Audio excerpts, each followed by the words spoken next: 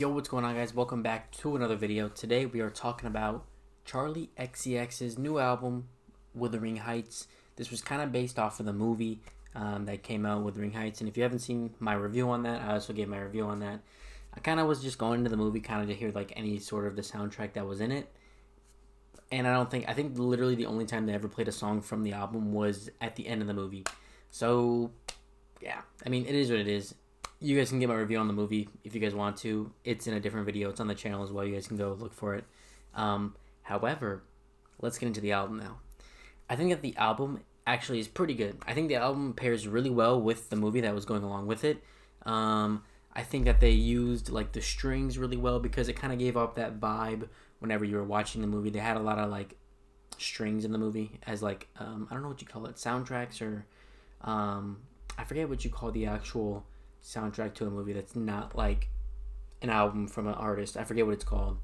Maybe it's just called the soundtrack. I don't know. Anyways, it definitely goes along with that. And the lyrics and the production and her vocal inflections, I feel like also really play a big part in the whole movie as well as the album. You know, like I feel like they go hand in hand with each other, which is it's pretty good.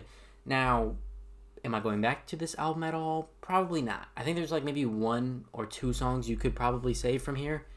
For me personally, I'm not really saving that many just because, like, one, yes, it was good, but I'm just not, like, the biggest fan of Charli xcx. And two, none of the songs really caught my attention like that, so I was just like, it was good, but none of it was, like, crazy for me and nothing I would really put in a playlist. Except for one song, and I think it was called, like, Swimming is Over, or, like, Love is Over, or something like that. Hold on, I can find it real quick. Or was it Dying for You? That's the one that I think that you could maybe play. I also think that's the one they played at the end of the movie, if I'm not mistaken.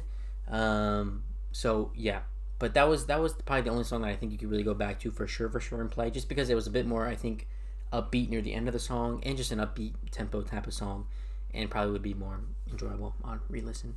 But the album is kind of sad because if you don't know what happens in the movie, spoiler alert, the girl dies at the end. So yeah, it's a lot of that's about like the lyrics and like the imagery and like the, I guess, just like the way she says it and things like that. It makes you definitely feel like she is that person, or like she's like sympathizing with her in the movie, which is cool. Again, I wasn't like, you know, it was a cool movie, but like the album was good as well. Like, nothing crazy here for me personally. I know it's a new Charli xcx album. I wasn't the biggest fan of Brad. That's just me though.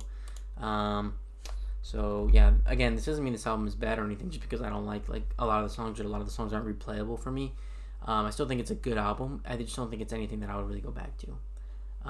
So in that case, I'm gonna give this album a 7.1 out of 10.